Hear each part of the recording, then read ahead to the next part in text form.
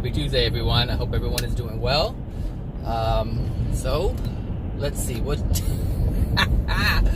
I just uploaded a video titled Leaving Neverland. I'm waiting for the responses on that one.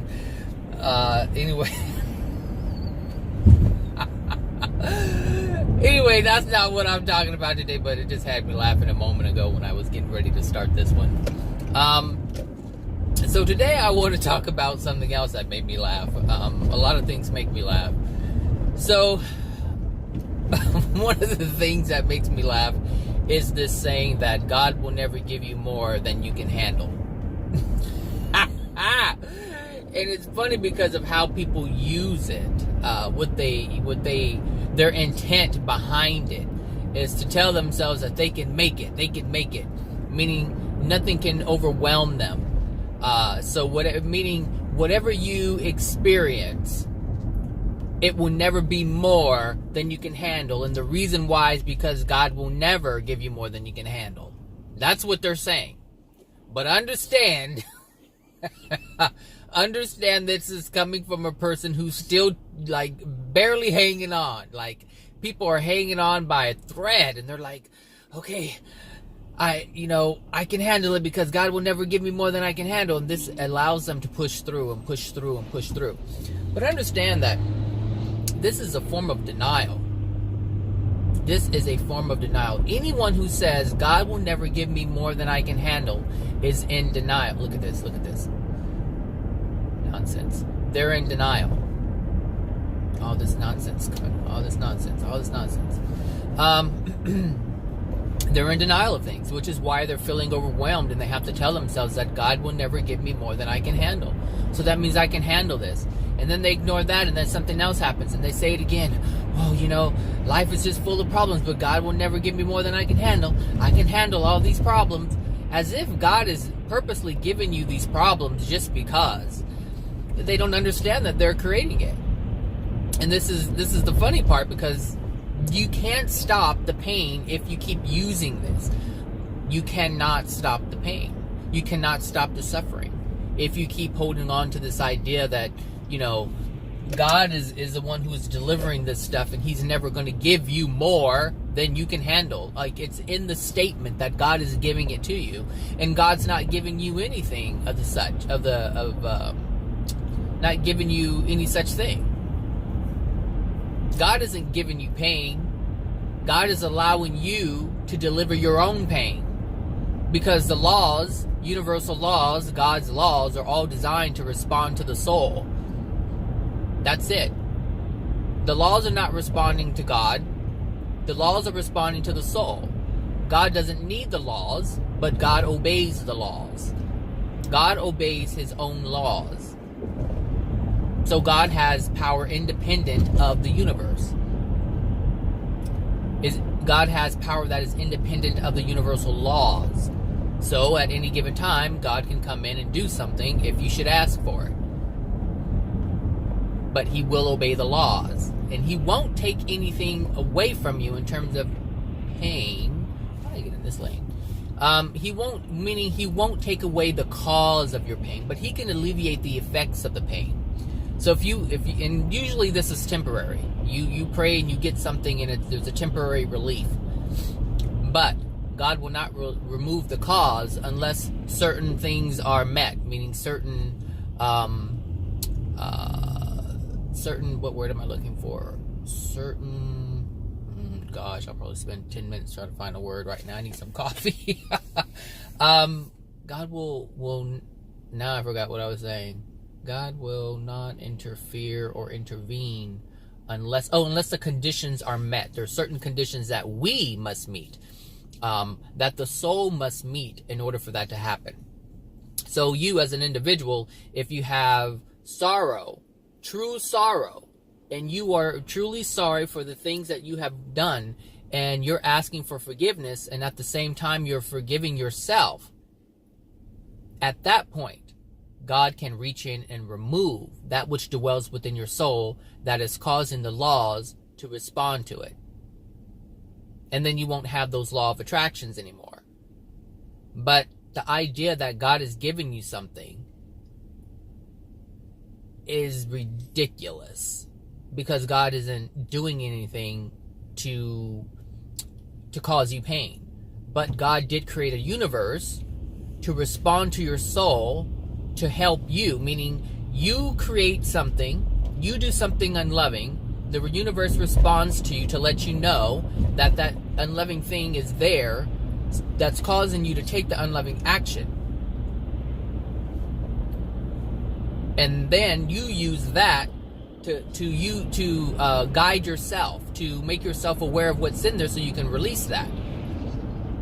So anytime you have an experience that causes you to get angry or irritated, agitated, frustrated, that event is meant to trigger an emotion.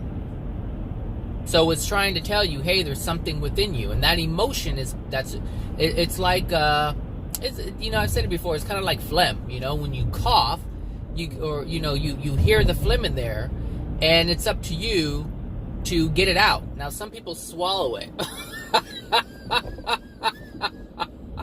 Some, when they're sick, oh my God, I'm almost throw up right now. Some people swallow, oh God, just the thought of it is disgusting. But anyway, when some people, are sick and they have the flu and they have phlegm in their lungs, and the breathing is rattling in there, and it's just rattling, it's nasty. But anyway, it does that.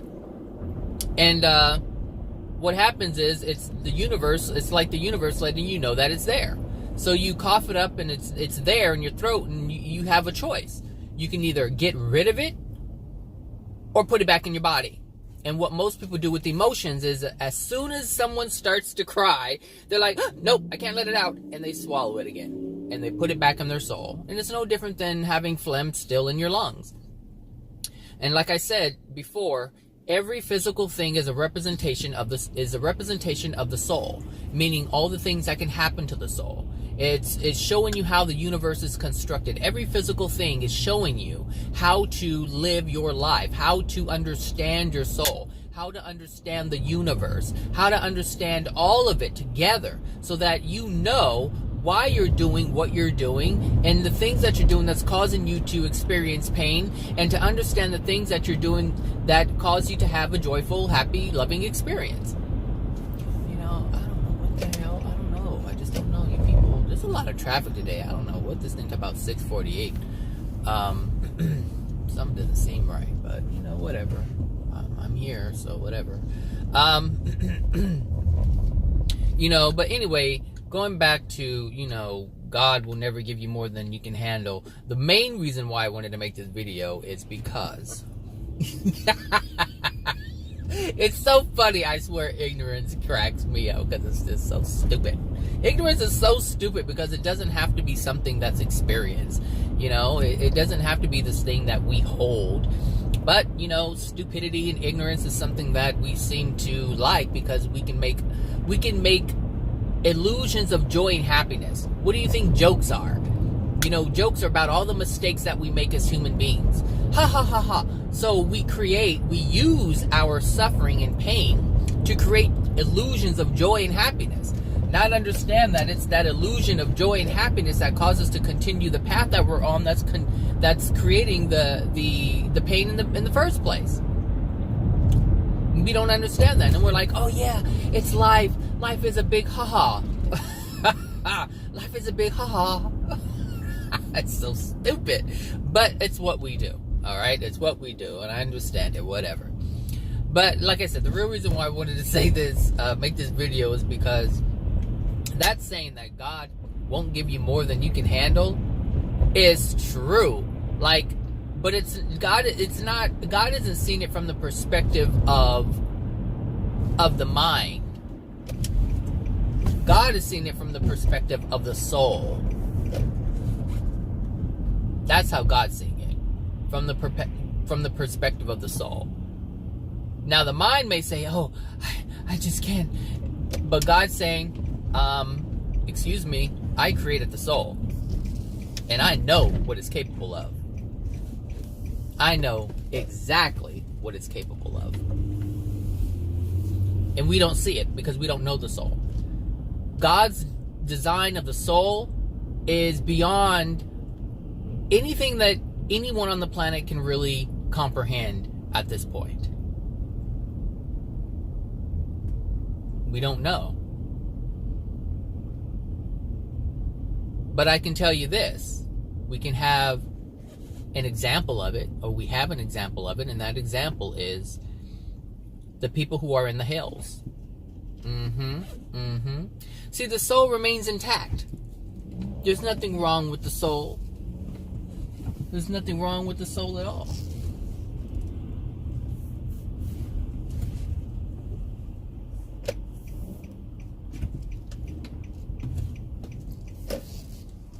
The soul is designed to withstand anything that the human being can conjure up.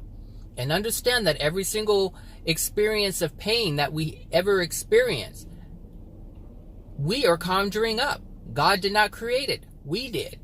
So God has designed the soul to withstand any and every creation of man. Because there's nothing so dark that could destroy the soul. There's nothing so dark that can destroy the soul. Nothing exists like that. Seriously. The soul can be all shriveled up and have just barely enough life force in it, but it will still operate. It will not be destroyed. The soul cannot be destroyed by man's creations. It cannot. So, when people say God won't give you more than you can handle, the correct thing to say is God will not allow you to create something, or God will not allow you to create something that's more than you can bear. God will not allow that. Which means the soul is so resilient, it's so strong, it's so capable. To the point where you can throw any and everything you conjure up at it, and it will be okay. See, we're not talking about the mind. The mind is ridiculous. The mind is ridiculous. And it's not ridiculous in terms of it being ridiculous. It's ridiculous because that's how we create it. We have created the mind. The mind was nothing until we started creating it. The mind was nothing. There was nothing in the mind because there was no experience before your conception. None whatsoever. It wasn't until you started learning about things and absorbing this information and this color and that color and this shape and that shape and this face and that face and this experience and that experience. That's your mind. Your mind is your creation. The soul is God's creation. So when you say, God will never give you more than you can handle, I didn't know there was, that's Wine's World. I thought it was Ween World. When people say that, they're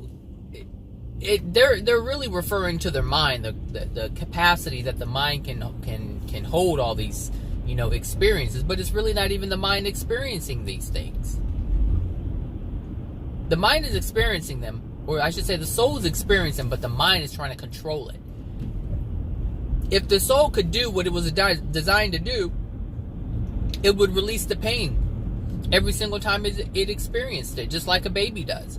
When the baby wants a bottle and you take the bottle away, what happens? Well, the baby cries. Why? Because it's experiencing pain. It's experiencing discomfort. It's experiencing the lack of freedom to have what it chooses to have.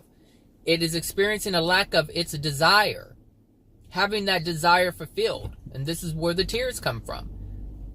You lose your job, you're going to cry, or you're going to want to, or you'll just be in fear and panic mode. And then all kinds of bullshit will start happening because you're not allowing that pain to flow through you. And since you're not allowing that pain to flow through you, now the law of attraction has that to respond to let you know that it should not be there. This is the difference. This is the difference. I want to look at my map, but I don't want to stop the video. And it will stop. So, Yeah, and that's with anything. You know, I'm glad actually I said that, because that's a huge part of our existence, is being able to understand when we experience something that makes us want to cry. We need to just let that out, because if we don't, that's something extra. So let me just say this: when we are born, or when we are conceived, we have all of these emotions being infused into our soul, transferred from our mom, transferred from our dad, transferred from the people who surround them. All this energy and thoughts and projections are being infused into the soul. And then we're born and we have these experiences, and we don't know why, but those experiences are literally coming from the things that our parents have given us and the people they surround their lives, the people in which they surround their lives. So we get these experiences, and then we experience pain, and then something happens. We automatically cry. Like, it's not like we say, oh, okay, I'm going to cry now because I don't have it. The soul is automatically pre-programmed to do this, because the soul is pre-programmed to self-heal.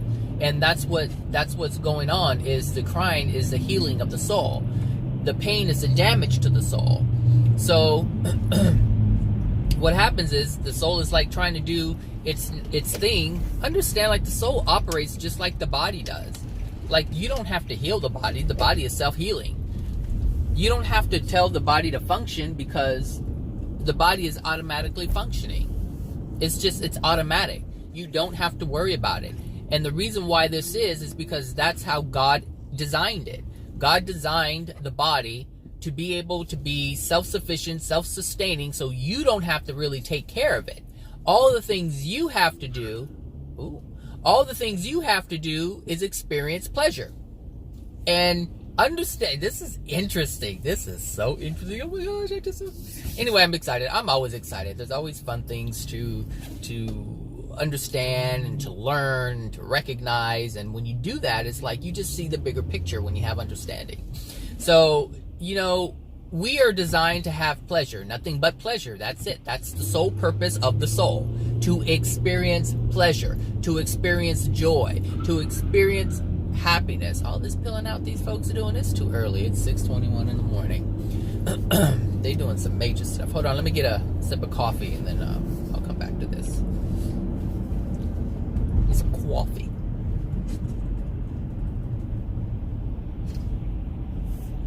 Okay, so that's the whole. That's the sole purpose of the soul, is to experience joy, to experience love, to experience happiness, to experience all these wonderful things that love encompasses, and all the way down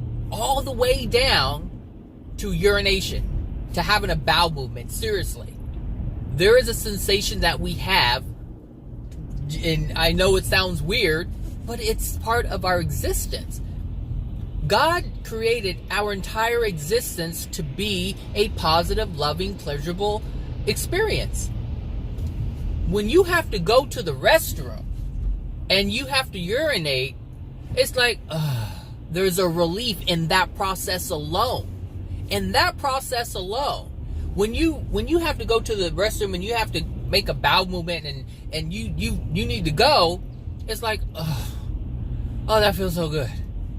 And it's just part of our experience. It's part of God's design. So even the things that we look at as gross or disgusting or whatever, that's from our perspective. But we don't see the greatness in that process. Like, we don't see the pleasure in that process, but yet we experience pleasure every time we do it. There's a sensation. Why do you think there's sensation? I mean, come on. I mean, yes, we use our organs for sex, and yes, it's pleasurable. But why do you think the Creator created it that way, to where the same organ that's used for sexual pleasure is also used for pleasure when you have to eliminate? Because that's the loving process. What's so loving about it is that we get to release toxins. Meaning that is a loving thing, is it not, when we release toxins from our body? Absolutely. So, and I told you, like I said, God created the universe in love. And so you will be rewarded in love. You will be rewarded by the rewards of pleasure. The feelings of pleasure, I should say. So when you have to go and eliminate whichever one you choose, you're always going to have pleasure, some kind of relief. It's going to feel so good to get rid of the toxins. Why? To train you that you don't need toxins in your body. It's the same thing with drugs. When you're on drugs, it may seem like you're doing great, but it has a whole lot of consequences. There's a lot of health things that start happening. And so you don't feel healthy. You don't feel well-being until you get off of it and you feel yourself again. You're like, oh, I can experience this. I don't have anxiety anymore. I'm not feeling anymore, because you don't have the toxins in your body. You're not putting it in your body anymore. And so that's the natural consequence of loving yourself. That's the consequence of not putting toxins in your body. Go ahead and eat fast food, McDonald's, and all that junk, and see what happens to your body. You start feeling sluggish and sleepy, but once you stop putting the toxins in your body and you start eliminating the toxins, because there's a two-step process. One, you stop doing the damage, and then two, you start releasing the things that cause the damage. And there's pleasure in that. You start recovering. That's what recovery is all about. You start recovering from the toxicity. When you have a juice cleanse, you're pushing out the toxins, and you feel great, because that is the way of the universe. That's the way love is. It rewards, or I should say, that's the way the universe is created, because it rewards us for every loving thing that we do. Every loving thing that we do. I have a friend who just found out, or kind of made contact with family that he didn't know he had. There's certain aspects of his family he didn't know about, and he wanted to know about them, and so he went and did some things, and he made contact. And the thing is, he has always, from when he was a little boy, he wanted to know who his dad was, and he didn't know, and his mom wouldn't talk about it, and would never, every time he asked, he would get shut down. She would not talk about it. That point blank period. But he still had a desire. And so he felt lost to understand or deduce what the truth is. If you allow it to tell you what the truth is, there's no judgment, there's compassion, there's understanding, there's love, there's no discord within you trying to figure it out, because there's no opinion. There's no potential. When you use truth and you use love, there is zero potential for judgment. Zero. And I found this out, and once I found it out, I was like, okay, I can see this now. I can see why I don't have discord when I see things, bad things happen. When I see painful things happen to people, there isn't any discord, because there's no judgment. Because I understand exactly why it's happening. I understand that it's happening because it's supposed to happen. And people can't accept that. And that means they can't accept the truth. And that means they can't accept the structure of the universe. And that means they can't accept God's laws. And so that means they can't accept God and His creation. Boom. It's really that simple. Oh my God. Really. Anyway, yeah, so that's all I have to say about it. I am 10 minutes early. Wow. 10 minutes early. So I'm going to turn it off. I'm so early, the security guard isn't. Oh, the security guard is actually pulling up. Crazy. So now I know he gets here 10 minutes before 7 o'clock. So, anyway, that's all I wanted to say for that. So I hope that, brought some clarity. I know some of my videos, I know my videos bring clarity to some, and confusion to others, anger to others, and I understand why. Like, in the beginning, I would get offended by it. I would feel like, oh my gosh, I'm making someone angry, but that's that bullshit from when I was a child, and so I had to grow out of that, and that's why I make these videos. And I say to my videos, we have to grow out of that childhood stage and actually become the adult, because here we have grown bodies, but our minds are still stuck. in that childhood place, and the understanding, or I should say the lack of understanding from a childhood place. So, that's why I make these videos. I don't get offended anymore. I completely understand why someone's angry, and I know it doesn't have anything to do with me, but I also understand that the things that I'm saying are triggering these people, and it's making them agitated because my words are triggering the emotions that are within them. And so, of course, that's what the universal laws are designed to do. And the universe uses every single soul on the planet to deliver messages to different people, whether it's a message of positivity or it's a message of pain or discomfort, I should say, to help them see something that's within them. So the universe is going to allow me to bring pleasure and happiness to someone, and yet at the same time, in love, the universe is going to allow me to make some people angry so that they can see the anger that's within them, so that they can see it. Because if you don't express it, if it's not put into action, how can you tell it's there? You never know it's there until you experience something to let you know that it's there. So if you're sitting in your room and no one's there to bother you, and there's no interaction, nothing for you to be pissed off about, how do you know you're angry? It's in your soul. And the whole purpose of the universe, the whole purpose of God creating the laws the way that he did is to, excuse me, is to make the souls pristine. That's the purpose of the laws, is to, there's certain laws that do not need to be engaged. And these laws are the corrective laws, the corrective measures that God has imbued within the system. These laws do not have to be engaged, but as long as they are required, they will be engaged. So as long as you hold unloving things within your soul, you will engage them. You are triggering the law to be activated. And that's how you get your experience, whether it's painful or not. Look, we can have the same experience and have different outcomes. Same experience, different outcomes. We can all get married and have a loving marriage or an unloving marriage. We can have a marriage where people are faithful to one another in love, or you can have a marriage where they're not faithful and it's unloving. You can have the same experience, different outcomes, and that's what the universe is doing. It's allowing you to have the experience, but it's also delivering a different outcome. Someone can get a promotion someone can get a promotion in a place and have employees that support them and support their loving ways, or someone can get a promotion and have people who are not loving and work against them and make their job harder to make their life harder, and it's a completely different experience. And that's what the universe is doing.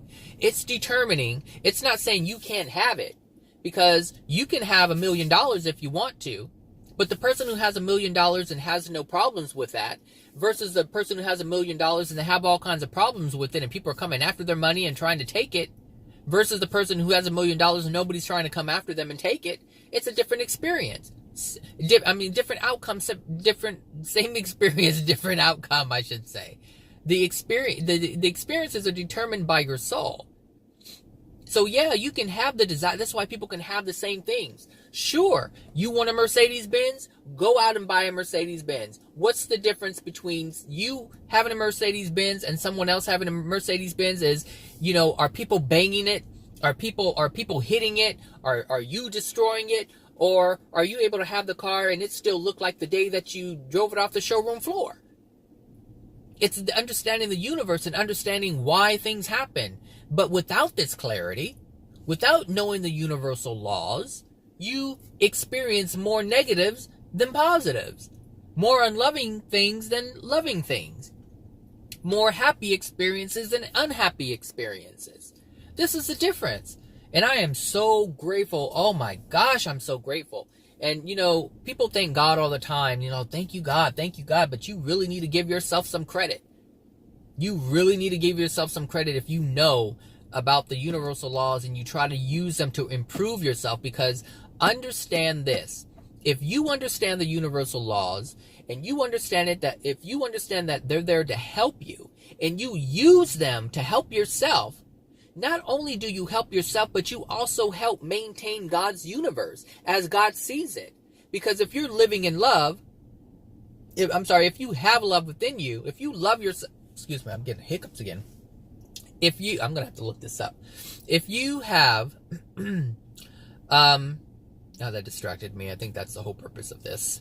Yeah, I do now. I understand why all these things are happening. My voice goes away and blah, blah, blah, blah. Anyway, if you have an understanding, if you have self-love within yourself, and that self-love is within your soul, you then live your life from that place, meaning you are loving to yourself, which means you're loving to the things around you, which means you're loving to God's other children, your brothers and sisters.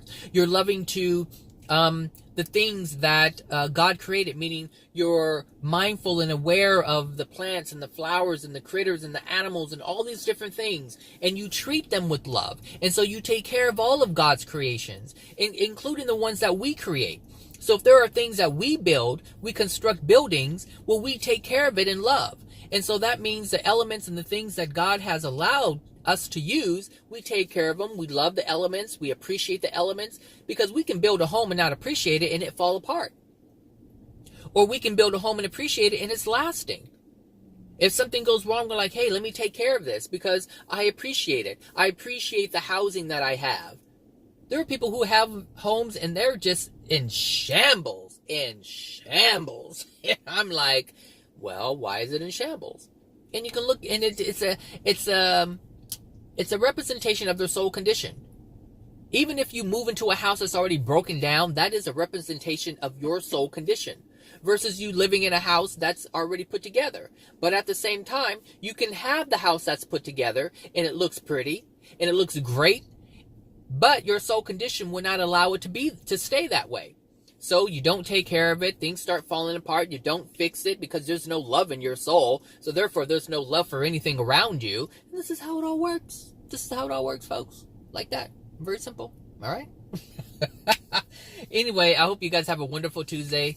And I will talk to you guys later. All right?